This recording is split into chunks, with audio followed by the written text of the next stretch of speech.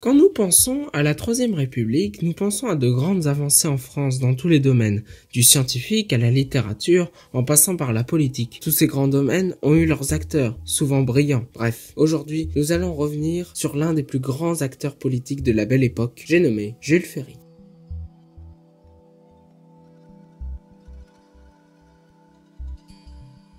Jules François Camille Ferry, de son nom complet, est né le 5 avril 1832 à Saint-Dié-des-Vosges.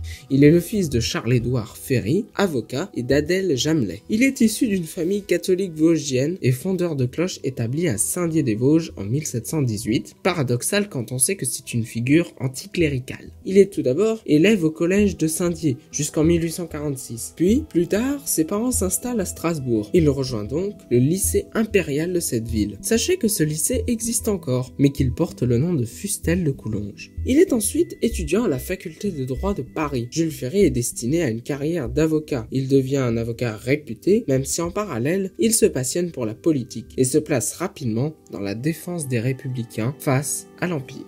Il collabore régulièrement avec les journaux La Presse, Le Courrier de Paris ou encore Le Temps et est un critique agressif reconnu à l'époque. Voyons maintenant en détail sa carrière politique et ses combats. Jules Ferry était un grand opposant au Second Empire. Sa carrière politique débute en 1868. Il publiera une série d'articles pamphlétaires humoristiques contre le baron Haussmann, aujourd'hui célèbre pour la construction des bâtiments haussmanniens de Paris, à l'époque préfet de la Seine, fustigeant la gestion opaque du financement de ces mêmes travaux. Cette série se nomme Les Contes fantastiques d'Haussmann. En mai 1869, il est élu député républicain de la 6e circonscription de Paris. C'est un ennemi déclaré de Napoléon III et de son régime. Il prend place au Palais Bourbon dans le groupe des opposants, avec notamment Charles Floquet, Léon Gambetta, Émile Durier, Ferdinand Hérold, Anne-Charles Hérisson, Jean-Jules Clamageron, Amaury Dréau ou encore Clément Laurier. Il fut condamné d'ailleurs en 1864 à plus de 500 francs d'amende pour réunion non autorisée avec 13 républicains.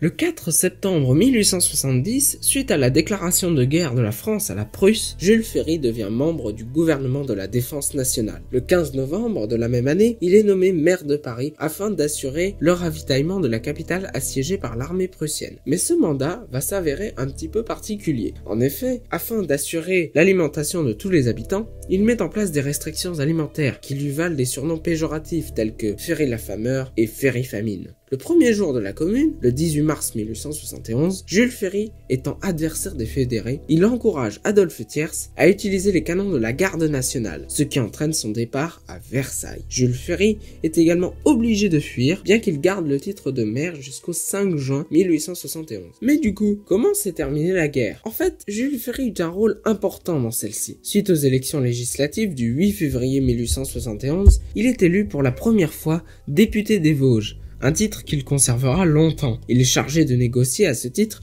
la frontière sur la ligne de crête vosgienne. Vous vous en doutez bien. Étant originaire de la région, ce fut une expérience particulièrement difficile pour lui car il doit céder l'Alsace et la Moselle au Reich allemand. Il est aussi élu conseiller général dans le routon de Thiers. Cela va provoquer la colère des autorités administratives. Mais Adolphe Thiers, pour le protéger des troupes prussiennes, l'envoie à Athènes régler des problèmes de tension en tant qu'ambassadeur entre les gouvernements français, grecs et italiens. À son retour en France, Jules Ferry devient l'un des chefs de l'opposition républicaine jusqu'à l'élection du président Jules Grévy le 30 janvier 1879. Il siège alors au sein de la gauche républicaine en opposition à Léon Gambetta. Après l'élection, il participe activement à la vie politique en intégrant le gouvernement. Il devient à 2 reprises président du Conseil des ministres du 20 septembre 1880 au 10 novembre 1881, puis du 21 février 1883 au 30 février 1885. Il fut également ministre des Affaires étrangères du 20 novembre 1883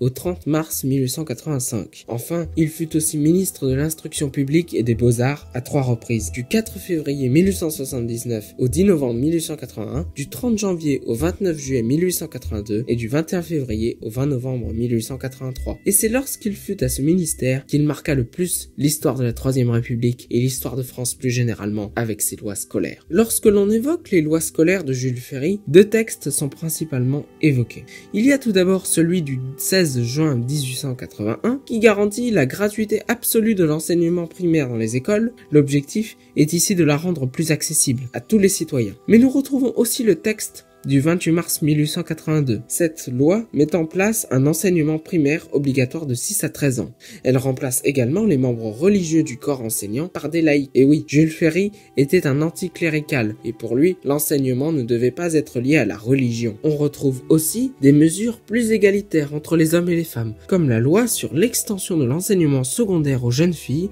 du 21 décembre 1880, la fondation d'une école normale supérieure féminine à Sèvres le 9 août 1879. C'est le domaine dans lequel Jules Ferry s'est vraiment le plus investi. Il a tellement révolutionné l'éducation que la majorité de ces mesures sont encore en vigueur aujourd'hui. Laissez-moi vous lire un extrait de l'article 1 de la loi du 28 mars 1882. L'enseignement primaire comprend l'instruction morale et civique, la lecture et l'écriture, la langue et les éléments de la littérature française, la géographie, particulièrement celle de la France, l'histoire, particulièrement celle de la France, quelques leçons usuelles de droit et d'économie politique, les éléments de sciences naturelles, physique et mathématiques, les éléments du dessin, du modelage et de la musique, la gymnastique. Ce sont tout simplement les bases de l'éducation nationale française qui inspirera tant d'autres systèmes éducatifs, notamment en Afrique et en Asie. Il transforma aussi les méthodes d'éducation. Comme il le dit si bien, c'est la méthode qui consiste à ne plus dicter comme un arrêt à la règle à l'enfant, mais à la lui faire trouver. Elle se propose avant tout d'éveiller la spontanéité de l'enfant et diriger le développement normal au lieu de l'emprisonner dans des règles toutes faites auxquelles il ne comprend rien. Cette modernisation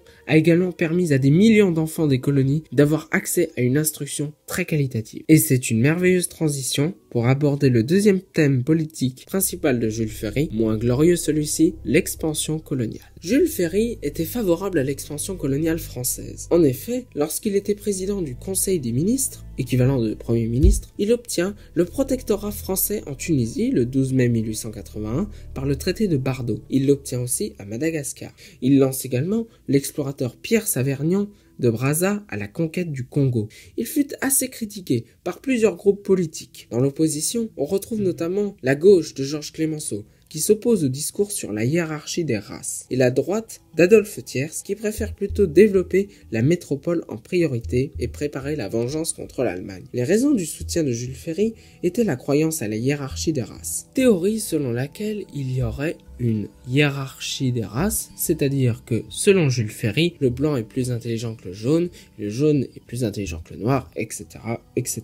Ainsi, selon son raisonnement, l'Europe doit civiliser l'Afrique et une partie de l'Asie, des régions considérées comme moins civilisées. De cette façon, la France bénéficierait d'un développement économique et d'un rayonnement culturel, tandis que les pays colonisés découvriraient le progrès matériel et se développeraient eux-mêmes. La réalité en est tout autre. Cette colonisation, motivée par des raisons idéologiques, va coûter très cher à la France, mais ça mériterait une vidéo à part entière. La carrière politique de Jules Ferry décline lentement à partir de son échec à l'élection présidentielle du 3 décembre 1887 face à Sadi Carnot. On se rend bien compte à ce moment-là que celui que l'on surnommait le Tankinois commence à s'attirer des opposants. En effet, lors de cette élection, le conseil municipal de Paris aurait installé en plein hôtel de ville un bureau révolutionnaire dédié à proclamer la commune si M. Jules Ferry avait été élu président de la République. Pire encore, 2 semaines plus tard, il est blessé à la chambre par 2 coups de revolver tirés par un fou répondant au nom d'Alphonse Aubertin. Il est battu aux élections législatives du 22 septembre 1889 par Ernest Pinault, un conservateur boulangiste. En 1891,